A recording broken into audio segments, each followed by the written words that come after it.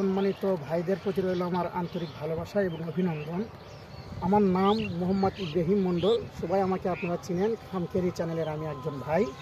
তো আমি দুঃখের বিষয়, আমার যে চ্যানেলের নাম রাখছি খামখেয়ালি এই কারণে যে আমি কিন্তু অনেক খাম হতে হতে এখন বর্তমানে আমি খেয়াল করে চলার চেষ্টা করতেছি। ওই জন্য আমার চ্যানেলের নাম রাখছি খামখেয়ালি চ্যানেল।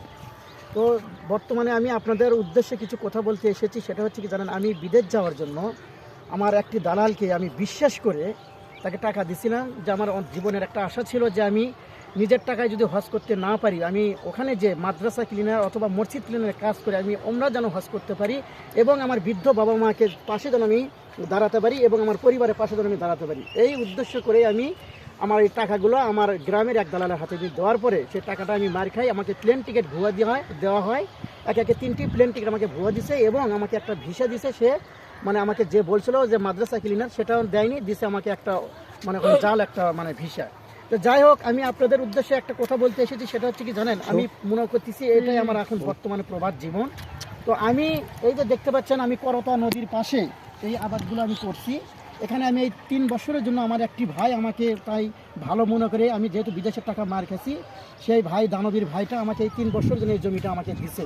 যে ভাই, তুমি যেহেতু বিদেশ যাওনি, তুমি মানুষকে বাংলাদেশের থেকেই তুমি করে দেখাও যে বাংলাদেশেও ইচ্ছা করলে আমাদের মতো ভাইয়েরা এই মানে বাংলাদেশেও মনে করেন যে কিছু করতে পারবে। তা আমি এই আশাই, আমি যত মানে অনেক প্রবাস ভাইরা যারা আছেন বাইরে, যে অনেক কষ্টে আছেন, টাকা মার দিয়ে মনে করেন অনেকে যারা বাড়িতে দিন করে মনে করেন বাইরে গেছেন, তারা কিন্তু যে ওখানে মনে করেন যে কাজ পাচ্ছে না, মানে আকামা পাচ্ছে না, ধুকে তারা মারা যাচ্ছে। অনেকে টাকার অভাবে স্টক করেও মারা যাচ্ছে। তা আমি সকল ভাইদের উদ্দেশ্যে এবং আমার বাংলাদেশের সকল ভাইদের উদ্দেশ্যে বলতেছি, ভাই আপনারা দয়া করে মা বাবার পাশে থাকুন এবং দেশে কিছু করে দেখান। যেমন আমি দেখেন, এই যে দেখতে পাচ্ছেন, আমি এই যে 3 বছরের জন্য যে জমিটা যে নিশ নিছি, তো এখানে আমি কি করছি, এই যে মূলো লাগাছি, প্লাস মিষ্টি আলু লাগাছি, প্লাস গাজর লাগাছি। এবং আমি মনে করেন নদীর পাশে যাতে জমিগুলো যাতে নষ্ট না হয়, এবং এই জমিগুলো কিন্তু জানেন নদীর পাশে অনেক মানুষের জমি কিন্তু পড়ে থাকে। তা আমার হচ্ছে কথা সকল ভাইদের উদ্দেশ্যে যে আপনারা কেউ কখনো কোনো জায়গায় পতিত রাখেন না। বর্তমানে আমাদের কিন্তু বাংলাদেশে ধরেন আমরা কিন্তু বাইরে থেকে পেঁয়াজ নিয়েছি, পেঁয়াজের আশায় থাকি। তা আমরা এই দেশেই যাতে আমরা নদীর ধার দিয়ে পেঁয়াজ, রসুন, আদা এবং ইচ্ছা করলে আমরা কিন্তু আরও অনেক সবজি লাগাতে পারি। তা আমি এইরকম ধরেন আমি নদীর ধার দিয়ে আপনারা দেখতে পাচ্ছেন, আমি পেঁয়াজ লাগাছি, রসুন লাগাছি, আদা লাগাছি এবং মিষ্টি আলু লাগাছি, গাজর লাগাছি এবং আমি মূলো লাগাছি, তার সাথে ধনের পাতা লাগাছি এবং পাতাকপি লাগাছি। কী জন্য লাগাছি জানেন? আমার কথা হচ্ছে আমি এখানে বিভিন্ন আবাদ করছি।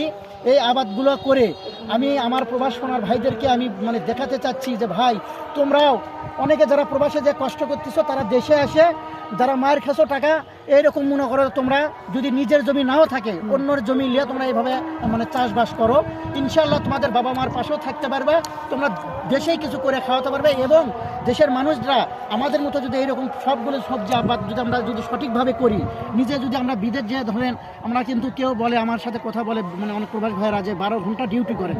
তো আপনারা এই দেশে যদি 12 ঘন্টা যদি ডিউটি করেন, আমার মনে হয় যে প্রবাসীর চাইতে আপনারা এই দেশেই কিন্তু অনেক কিছু করতে পারবেন। তা আমার কথা আপনারা সবাই একটু মানে সচেতনভাবে খেয়াল করে দেখুন যে আমি যে কথাগুলো বলতে চাই। দেখেন, সমস্যা কি জানেন, দেশে থাকলে আপনার সন্তানকে দেখতে পাচ্ছেন, আপনার বাবা মার পাশে দেখতে পাচ্ছেন, মনে করেন যে আপনি সবাইকে দেখতে পাচ্ছেন এবং আপনি হয়তো মনে করেন যে সঠিকভাবে মনে করেন যে আপনার যে কাজগুলো যে করতেছে। আমার মনে হয় এই যে দেখেন, আমি এই যে মিষ্টি আলু লাগাচ্ছি, আচ্ছা এই মিষ্টি আলু লাগাচ্ছি, এখানে আমি মূলো দিছি এবং এখান থেকে আমি কিন্তু মূলোর শাকও বিক্রি করছি, প্লাস আবার আমি পাতলা করে দিয়ে আবার এখান থেকে আমার মূলো থাকতেছে।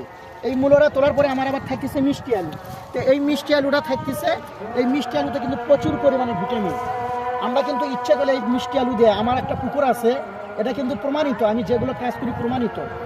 মাছের খাদ্য কিন্তু আমাদের প্রচুর টাকা লাগে। অনেক যারা ভাই ছোটো ছোটো পুকুর যারা করছেন, তারা কিন্তু অনেক গরিব মানুষ আছে, তারা খাদ্য কিনে খাওয়াতে পারে না।